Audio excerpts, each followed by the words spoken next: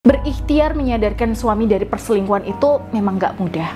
Hanya istri-istri tertentu yang diberikan kemudahan oleh Allah untuk berikhtiar hingga suaminya sadar. Lantas, istri seperti apa sih yang paling berpotensi bikin suami itu tobat selingkuh? Baik, simak selengkapnya di video ini. Assalamualaikum warahmatullahi wabarakatuh.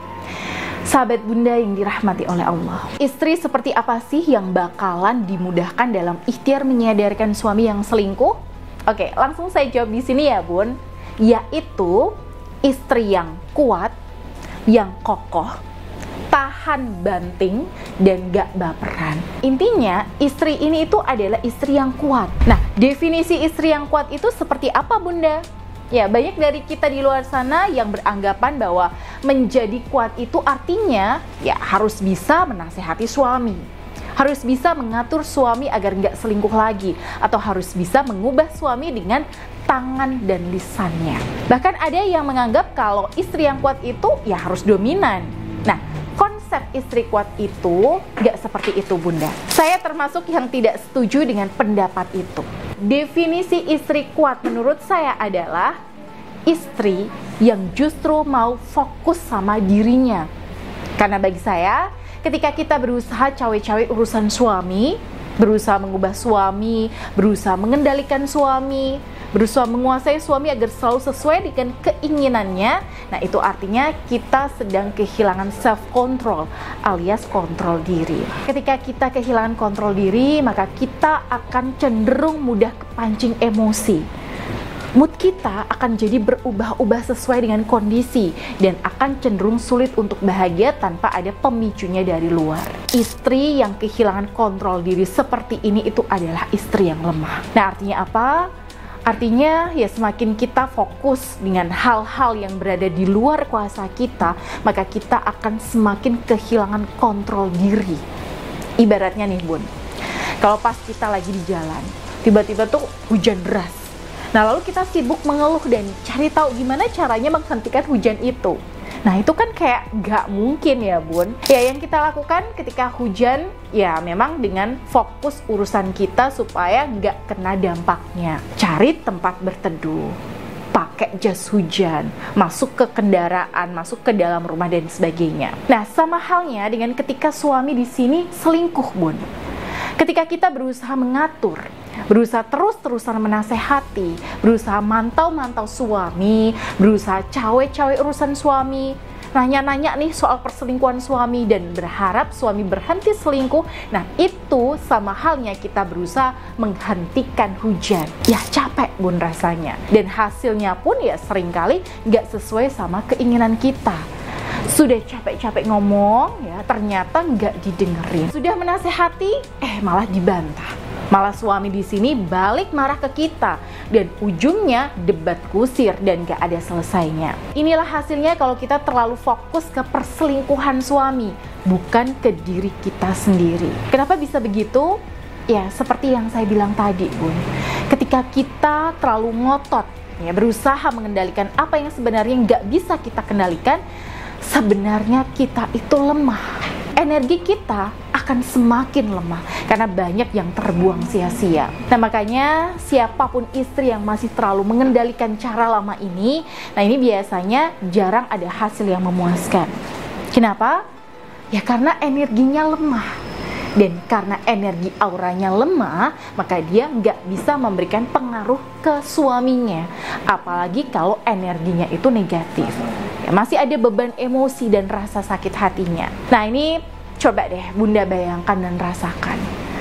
Dalam kondisi sakit hati, bunda menasihati suami. Ya, gimana bun? Kira-kira nih, getaran suara bunda saat ngomong ke suami. Nah, ini gimana kira-kira? Kata-kata yang bunda ucapkan ke suami ketika kondisi energi bunda di sini sedang lemah dan negatif. Apakah dengan getaran suara dan kata-kata yang seperti itu akan bisa masuk menyentuh batin suami dan menggugah kesadarannya? Tentu saja tidak bun. Karena syarat untuk bisa menyentuh hati seseorang, maka kita harus bisa bicara dari hati ke hati. Bukan bicara dengan kepala yang panas ya, lalu kita jejalkan ke telinga suami.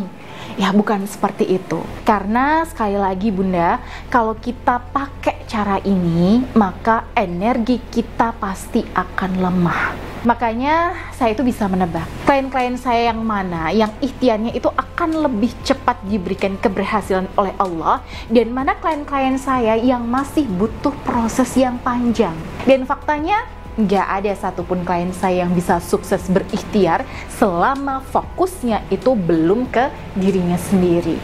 Ya, hampir semua klien saya yang berhasil menyadarkan suaminya, fokusnya justru ke dalam diri.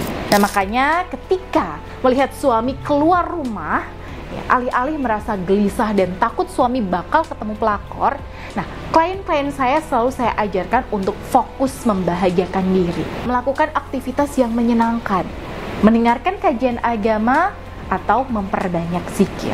Bahkan saya itu punya satu murid ya Bun, yang amalannya itu sampai ribuan kali berzikir setiap hari. Ya, nggak cuma mengamalkan zikir Asma Ar-Rahman dengan tasbih Karomah Ar-Rahman saja, tapi beliau di sini itu tambahi dengan amalannya sendiri. Mulai dari nih, memperbanyak istighfar, tasbih, sholawat, Asmaul Husna, sampai rutin membaca Al-Quran 1 juz per hari. Efeknya apa? Pikirannya akan jauh lebih tenang, hati akan jauh lebih lapang. Semua hal itu akan terasa serba positif, jauh dari sikap baperan, ya, hidup terasa juga lebih mudah, menghadapi suami itu lebih ringan, dan masih banyak sekali fadilah yang beliau dapatkan. Kenapa? Ya karena tadi Bun, sehari-harinya beliau sudah disibukkan dengan amalan zikir dan ngajinya. Dan setiap amalan yang kita jalankan itu mengandung berbagai fadilah. Dan fadilah terbesarnya itu adalah menguatkan batin, menguatkan jiwa, membersihkan hati, dan memperbesar energi aura dalam diri kita. Dan amalan-amalan zikir ini itu adalah bentuk komitmen kita untuk fokus pada diri kita sendiri dan fokus sama Allah. Dan inilah yang membuat kita bisa menjadi istri yang kuat secara spiritual. Nah, baru setelah Bunda mencapai di titik ini Bun, setiap perbuatan Bunda itu akan lebih ngena di hati suami. Ya, kata-kata Bunda itu akan lebih tertata.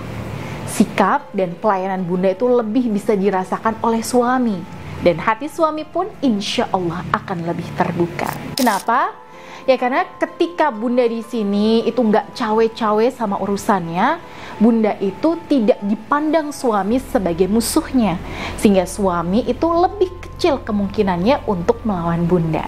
Tapi kalau dari awal Bunda sudah terlalu mengatur suami, ya suami pasti akan langsung antipati sama Bunda. Nah, jadi intinya Bun, semakin Bunda fokus sama diri sendiri, maka Bunda akan lebih kuat, lebih bisa mengelola emosi, dan lebih punya kendali atas diri sendiri. Dan ini akan membuat energi aura Bunda itu lebih positif dan lebih besar kadar energinya. Ulasan kita hari ini Bun, itu mengingatkan saya pada satu hadis Rasulullah. Rasulullah itu pernah bersabda, orang kuat bukanlah orang yang sering menang berkelahi.